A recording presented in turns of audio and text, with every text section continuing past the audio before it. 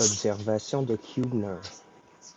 Nous sommes heureusement en mesure d'arriver par un autre biais à l'intelligence de ces cas. Hübner a publié tout récemment une observation d'aphasie à laquelle nous aurons à nous rapporter plus d'une fois, étant donné sa grande signification.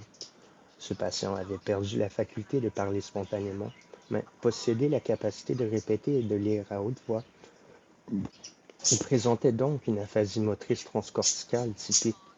De plus, il avait perdu l'intelligence du langage et ne comprenait pas davantage ce qu'il disait lui-même, écrivait ou répétait, troubles qui recousent ceux de l'aphasie sensorielle transcorticale de Lichtenstein. Son cas ne pouvait donc pas être expliqué par une seule lésion d'après le schéma de Lichtenstein, mais plutôt par la coïncidence de deux lésions dans les voies BM et BA. L'autopsie de ce malade révéla un ramollissement cortical d'une localisation des plus intéressantes, à savoir dans la région sensorielle, enveloppant l'aire de Wernicke, dans la première circonvolution temporale et l'isolant du reste du cortex vers le haut, l'arrière et le bas. De plus, on trouva un ramollissement superficiel de la grosseur d'une lentille sur une arête de la troisième circonvolution frontale. Illustration 5, résultat d'autopsie du cas de Hübner.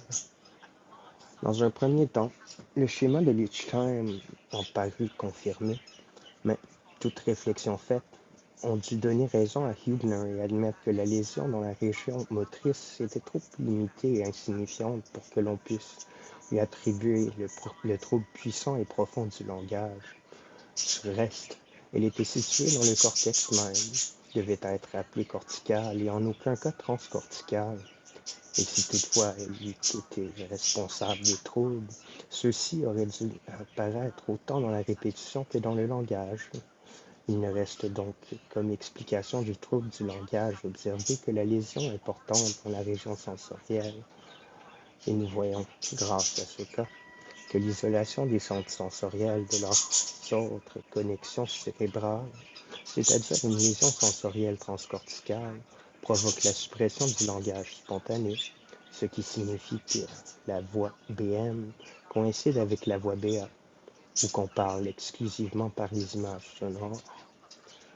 Nous nous rappelons que Lichtenstein, à propos de son cas d'aphasie motrice sous-corticale, avait établi à l'aide de son épreuve de syllabes que le malade ne pouvait stimuler les images sonores des mots à partir de son activité de pensée.